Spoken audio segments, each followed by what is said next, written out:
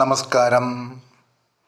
ഇന്ന് നമ്മൾ ഇവിടെ ചർച്ച ചെയ്യുന്നത് section 433 of the Bharatiya Nagarik Suraksha Sanhita 2023 procedure where judges of court of appeal are equally divided. The corresponding section in the Criminal Procedure Code 1973 is section 392.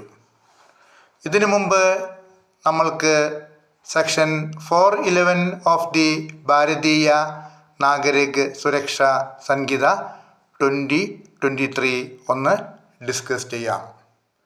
Death sentence reference, അതായത് 407 407 മുതൽ 412 വരെ ഭാരതീയ Nagarik Suraksha Sanhita 2023 407 to 412 വരെയാണ് ഡെത്ത് സെൻറ്റൻസ് റെഫറൻസിനെ കുറിച്ച് പറയുന്നത്. ആ വീഡിയോയിൽ സെക്ഷൻ 411 വായിക്കുമ്പോൾ procedure in case of difference of opinion ഒന്ന് നമുക്ക് വായിച്ചു നോക്കാം. Where any such case is haired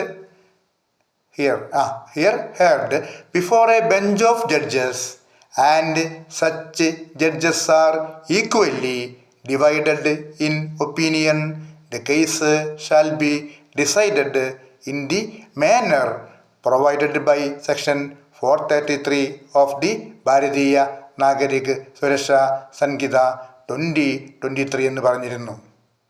ആ ക്ലാസ്സിൽ ഈ സെക്ഷൻ 433 പിന്നെ നമ്മൾ ഡിസ്കസ് ചെയ്യുമെന്ന് പറഞ്ഞിരുന്നു. അതുകൊണ്ടാണ് ഇന്ന് സെക്ഷൻ 433 പറയുന്നത്. അപ്പോൾ സെക്ഷൻ 411 എന്താണ് പറയുന്നത്? അത് നമുക്ക് ആദ്യം നോക്കാം. Procedure in case of difference of opinion, അത് നമ്മൾ വായിച്ചു കഴിഞ്ഞു. അതായത് അഭിപ്രായ വ്യത്യാസം ഉണ്ടെങ്കിൽ എന്ത് നടപടിക്രമമാണ് സ്വീകരിക്കേണ്ടത് എന്നാണ് ആ സെക്ഷൻ പറയുന്നത്.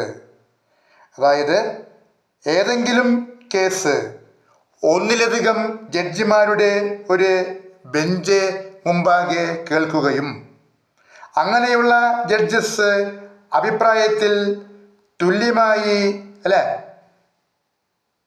ഡിവൈഡ് ചെയ്ത് നിൽക്കുകയും ചെയ്യുന്ന അവസരത്തിൽ കേസ് 433 വകുപ്പിൽ വ്യവസ്ഥ ചെയ്തിട്ടുള്ള രീതിയിൽ തീരുമാനിക്കേണ്ടതാണെന്നാണ് ഇവിടെ പറയുന്നത്.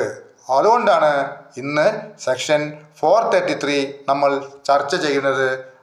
433 നമുക്കൊന്ന് വായിച്ചു നോക്കാം. Section 433 of the Bharatiya Nagarik Suraksha Sanhita 2023 procedure where judges of court of appeal are equally divided.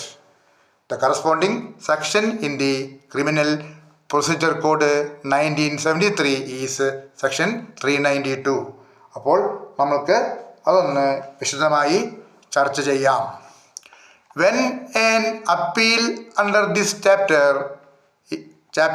31 is heard by High Court before a bench of judges and they are divided in opinion, the appeal with their opinions shall be laid before another judge of that court, and that judge, ശ്രദ്ധിക്കണം, after such hearing as he thinks fit shall deliver his opinion, and judgment or order shall follow that opinion.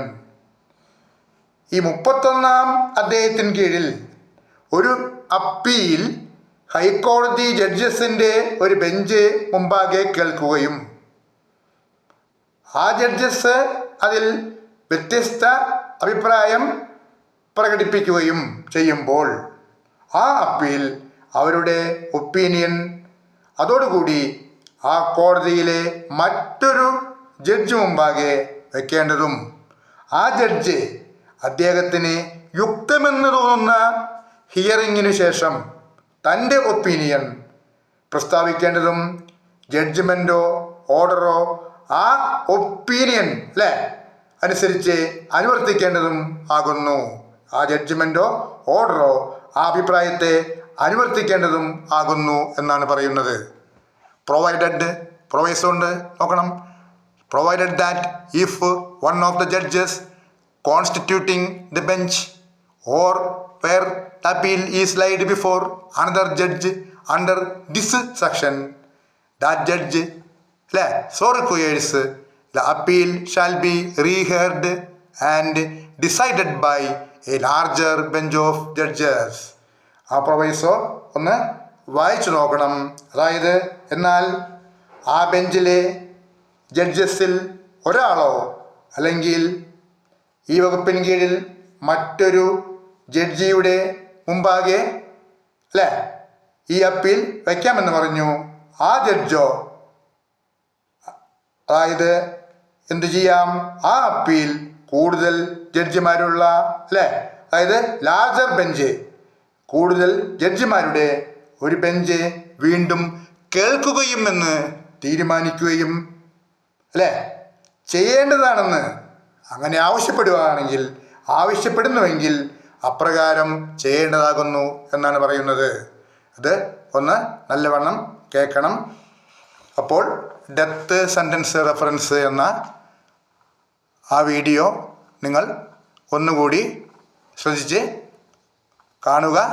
അപ്പോൾ ഈ 433 സെക്ഷനെ കുറിച്ച് അതിൽ പരാമർശിച്ചിരുന്നു.